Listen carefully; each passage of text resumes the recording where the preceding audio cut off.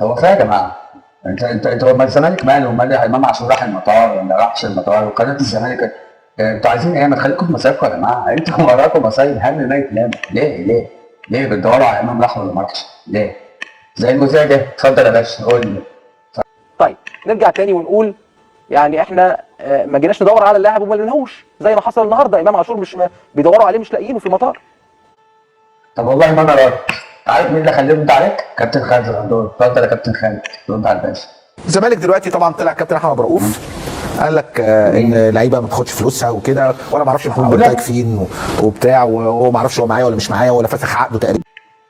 امام عمره ما اتغرم في نادي الزمالك، امام طول عمره ملتزم في نادي الزمالك، امام كان بيصلح سجاده في نادي الزمالك.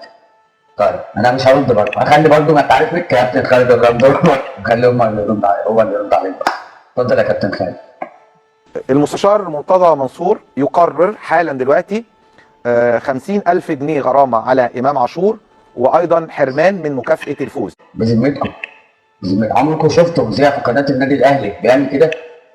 هوبا وولعوا في اوضه اللبس ومش عارف مين، وده عضه والتاني كهربه قناه نادي الزمالك نقوا مذيعكم عبوس كده، احنا مش ناقصين. لا ويطلع الناس دي كمان في حوار امام عاشور.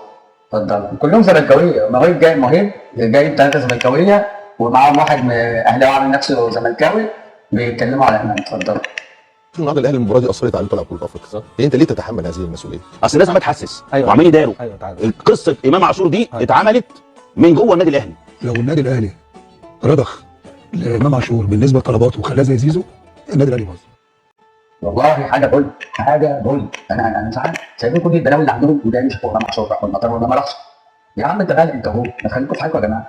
هو انتوا اسلقوا شويه. هو انتوا واخدين مبدا لو سلكنا الناس هتهدنا بلاش نتاجر. اسلقوا يا جماعه. هو في نهايه الحلقه اتمنى تكون عجبتكم يا رب، واتمنى انتوا تنسوش اللايك تمام، ولو عايزين تسالوني في اي حاجه حطوا في الكومنتات، والشير بقى قبل ما تطلعوا تمام. وفي الختام اقول لك سلام.